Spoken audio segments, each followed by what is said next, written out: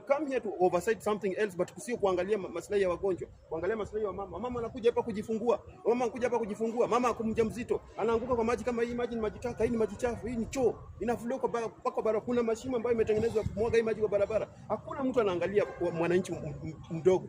Mtu amebeba trailer zote za kumflash hii maji kwa barabara yote, amepeleka kwa estate huko Imara Daima, kwa sababu huko mtu analipa nyumba 50,000. Hapa ni Mkuru kwa Njenga, mtu analipa nyumba shilingi 2,000. Mbona tusiangalie mnyonge kwanza? Hawa watoto watakufa hapa. Mtoto akufe kwa sababu umepeleka flash. Watu wa environment ambao wanafanya hapa environment. Hii watu wa environment ni lazima kuja kwa on board, watueleze nini wanafanya katika hospitali ya Mkuru kwa Njenga. Hatutakubali upuzi iendelee. Lazima kuja tuambie, kwa sababu ofisi yao ndio hii hapa. Wameenda wapi? Wanafaa kuwa wamefulash maji imetoka. Hii ni hospitali bwana. Hii ni hospitali, hii si boma. Hii ni hospitali ambayo ina handle watu more than 50 per day. Hii ni hospitali kubwa. Angalia venye watu wanahangaika. Huyu ameshapeleka mtu kwa ward saa hii. Inabidi mama aende kwa ward, mpaka kwa ward ndani na pikipiki. Kwani ni hospitali gani? Hatuna haki sisi wakae na kuambia ile viongozi ambayo iko hapa inajiita viongozi. Ile mikora ambayo iko hapa, ile majambazi ambayo iko hapa, tutasambaratisha hiyo mikora yote.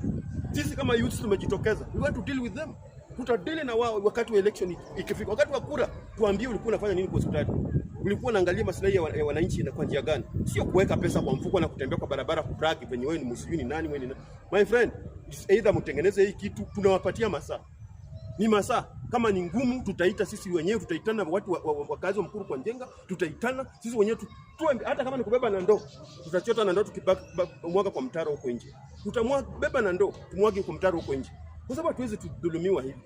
Wananchi wa Mkuru kwa Njenga wako na haki ya kupata mazingira bora. Hii ni upuzi. Hii ni hospitali. Hospitali iko na maternity ziko hapa. Choo za maternity zenyewe zimejaa. Mama anashindwa ataenda choo wapi? Alafu trailer ziko hapa za kuflash hizi vitu. Unasikia ziko Imara Estate. Na tunaenda kuconfirm kama ziko huko, tutawatoa mbio huko.